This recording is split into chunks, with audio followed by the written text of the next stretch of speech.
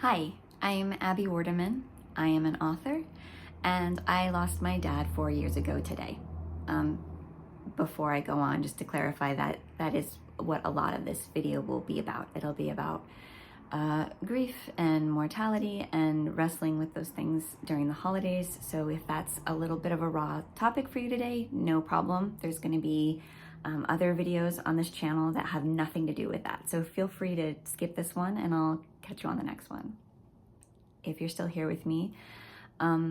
Yeah, so today is my dad's 4th death anniversary, as I call it. And usually on this day, I do something to remember him.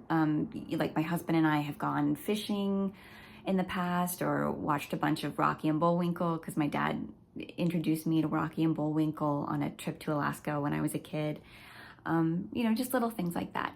This year I didn't do anything. I decided I didn't want to. That was the plan. Because it had been 4 years, I went into this day feeling like I'm okay this year. I can take maybe just a little moment of remembrance during the day. But I'm ready for life to be back into a normal flow, and I have a lot of work today, so I'm just gonna get into it. So that was what I did, and I did have a lot of work to do. I have some deadlines that I need to meet before Thanksgiving with my day job. And then also I had the goal of creating a video for you tonight, which is a whole new thing for me. So that just comes with a lot of fear, to be honest. It's vulnerable, putting yourself out there in video for the first time, really wanting it to not suck. So throughout the day, I just felt kind of like this stress growing. It's sort of like this dread, like those those toys that'll be in a little shape, a little star or something, and then you put it in water, and over a few hours it just expands until it's like a towel. It felt like I had that, just like this expanding towel of wet dread in my gut. It became very distracting. Eventually I was telling my husband about it, and I was saying, I can't, I feel like I'm not getting anywhere with work because my brain is just stuck because I just have this, I'm just so stressed, and it's ridiculous because I know if I just get the work done, I won't be stressed anymore. And, and he said, well, why don't you take a walk? That helps you sometimes. It's good to have a break. You haven't had a break all day. Just get out and take a walk. And of course I'm like, well, I can't take a walk. If I take a walk, I'm going to get even more behind. And, and he's like, well, you can take a walk and clear your mind and come back feeling better, or you can keep pushing through and see where that gets you. So obviously he was right. So I took a walk, and I felt the tension ease away, but that heavy towel of dread just got heavier. And I was trying to figure out why I was still so stressed. And then I realized that stress isn't heavy towels of dread. Stress is like chicken wire squeezing around my guts. It's this dread, the towel, that is sadness. I'm sad. I'm sad. I'm sad because my dad is not here and I miss him. And I'm sad because I am now very aware of my mortality and the mortality of everyone I love, which is something they don't tell you about grief, by the way. I mean, it is about the person. It's very much about the person, but it's also about, especially if it's the first person that you were close to that you've lost, it also completely alters your relationship with mortality and what it means to be alive. So those were heavy thoughts and heavy feelings, and they were creeping up on me and overwhelming me all day because I wasn't giving them space. And I didn't give them space because I didn't want to give them space, because I wanted this to be an energized and productive day. I didn't want it to be like, let's pause for ceremony kind of day. But the thing that I am trying to learn in all aspects of my life is that there needs to be room for both. That if you don't pause to take time for the things that that hurt, or to give space to the things that make you angry, then you don't have the clarity you need to fully embrace the things that bring you joy and the things that propel you forward. So I decided that I was going to extend my walk, and my ceremony for this year would be to just walk with my dad. He and I used to take walks a lot when I would go visit him, and so I just imagined what that would be like if he were there. I tried to remember, the sound of his footfalls, and just the motion of his stride, the sound of his voice. I thought about the things we would talk about. It would usually be, start with him just pointing out houses of people that he knew, and then gradually he'd work his way into asking me questions about how work was going and who I was dating, and it was just a nice evening walking in my own neighborhood, feeling like I got to share my walks with him and my space with him, and point out houses I liked and houses that had been decorated really nice for Christmas already. And then as I saw the decorations, I started to feel that that other kind of aching I get every year, which is the realization that Christmas isn't the same. It's been 4 years, and I assumed that by now Christmas would feel like Christmas again. But it's not the same. And it never will be the same. And when I say the same, I mean it by the actual definition of the same. It's not that Christmas was good, and now it's bad. It's just that I knew one version of Christmas for 36 years. That version was the version that defined my idea of what Christmas magic is, and Christmas spirit and all of that stuff. And that version is over forever.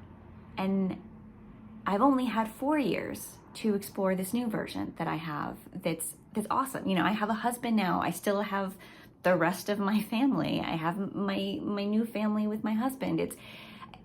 Every year is special and wonderful, and I enjoy it, and it's beautiful, and it's gonna, each year becomes more and more a part of my new concept of what Christmas is. But it doesn't change the fact that there is always this river of sadness running through the holiday, remembering that there is a very special version that's gone. And this is something I feel like we don't acknowledge enough at Christmas. And we definitely don't acknowledge it in our storytelling about Christmas. And I don't say this to be critical, because I love Christmas movies and I love Christmas books. And I love that we have this place that we can go during the holidays where we can exist in this world where everything is okay once everyone believes in Christmas. Like, that is a beautiful fairy tale to disappear inside of. But what I found myself really wanting, this was back actually before my dad died, but after he'd been very, very sick, I found myself really wanting a story that allows the protagonist to have problems that glittering snowflakes can't fix, while also allowing them to participate in the love and togetherness of the season. I wanted the story where both things can be true at the same time. Christmas is magical, and life is really rough. So I wrote a book called Holiday Gifts for Insufferable People. And this year, I released a free audiobook version of it on YouTube.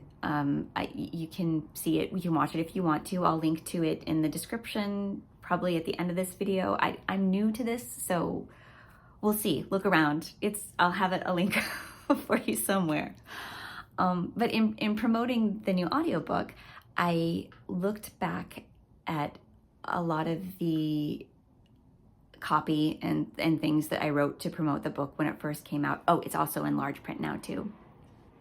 And when I looked back at that old copy, I came across a blog post that I wrote that was an announcement of the book, but it was the focus of the blog was less on, hey, check out this book, and was much more of just sort of a message of solidarity to people who were going through a really rough holidays, because this was back in 2020.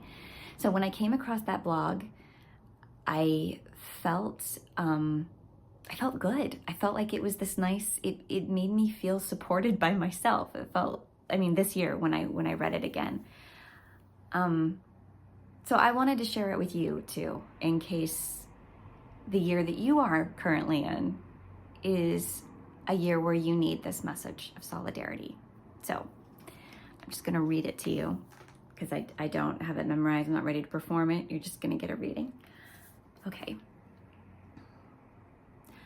I wrote holiday gifts for insufferable people with one specific goal in mind. I wanted to give people a Christmas story that would take the pressure off their own holiday experiences. As special as Christmas magic can be, sometimes you just need it to be okay to have a meh holiday season. You need it to be okay that this time of year might come with baggage or letdowns or loneliness. You need it to be okay that these obstacles cannot be fixed by perfectly timed snowfall or some stranger's random act of kindness. I learned this in 2019 when I spent my holiday season with my parents in an extended stay hotel room in Dallas, waiting to see if my dad would get the liver transplant he desperately needed.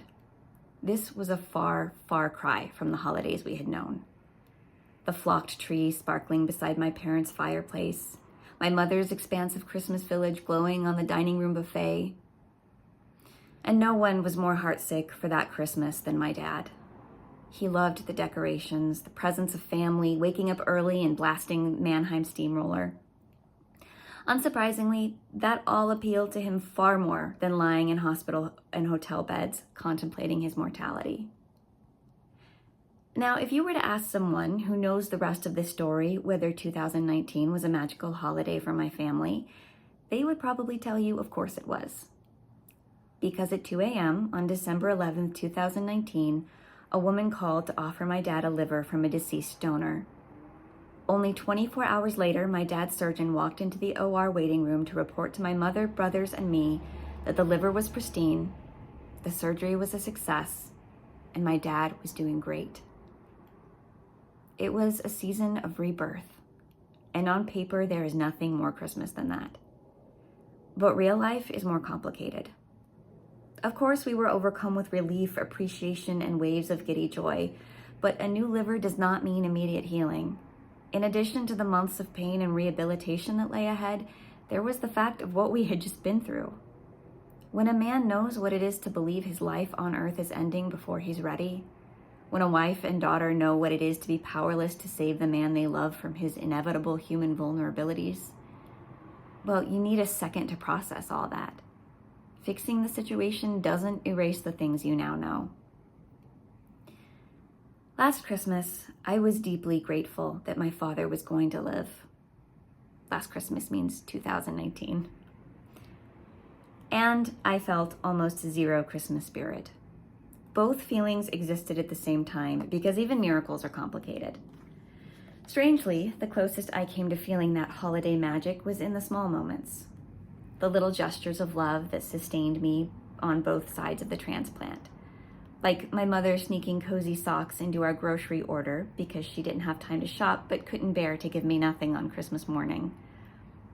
Riding the trolley through downtown Dallas with my boyfriend Peter on his whirlwind visit.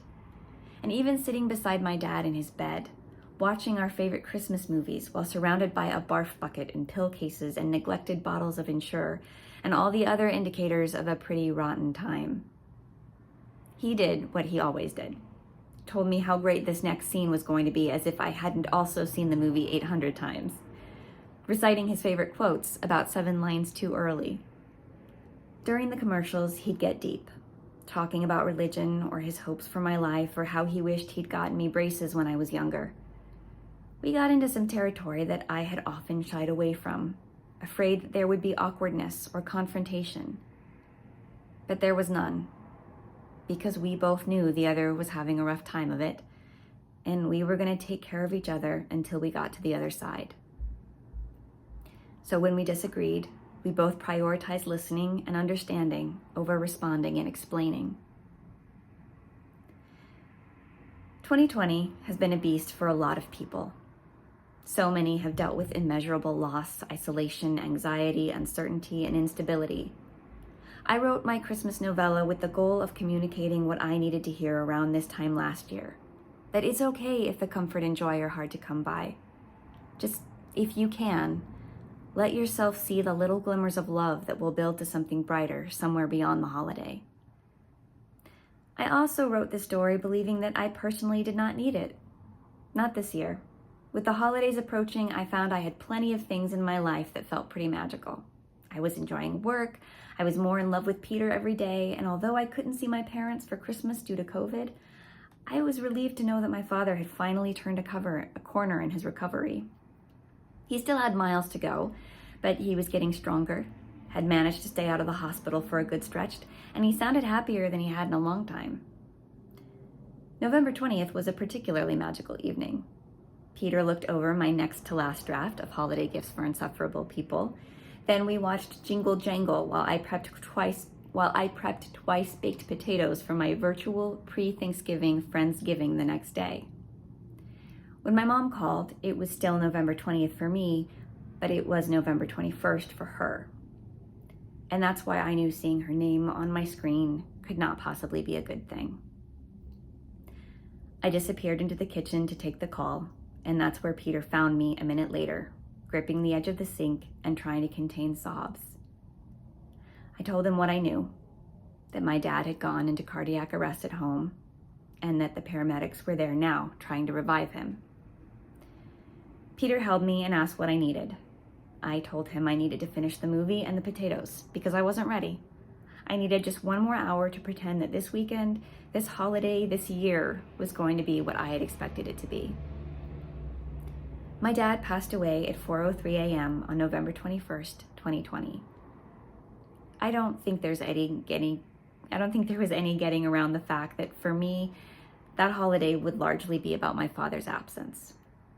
But as I debated whether or not to bother with the final edits and release of this book at a time when my launch schedule was shot to hell and all I really wanted to do was cry and eat M&Ms, I came to the conclusion that this story was one way to remember that my father was still there. I will never forget that even in the worst of times, he wanted to laugh at Clark Griswold with me and worried over my teeth. Those movie nights in his hotel bedroom were complicated miracles in their own right. A time when everything was terrible, except that we gave each other the love we had to offer. That's not exactly Christmas magic, but it's all that matters every other day of the year. If this holiday is a tough one for you, all I can say is I'm sitting in it with you, and I wish I could fix it. I wish I could make the snow fall at the perfect time, or get a crowd to sing a Christmas song that would fill your tired, anxious soul with joy. But all I have to offer is a hopeful but honest story that says it's okay if your holiday does not feel like a Mariah Carey video. And if the best you can do is accept whatever gentle love you're offered, you're doing great. Wishing you a peaceful holiday, Abby. Thanks, guys. I'll see you again soon.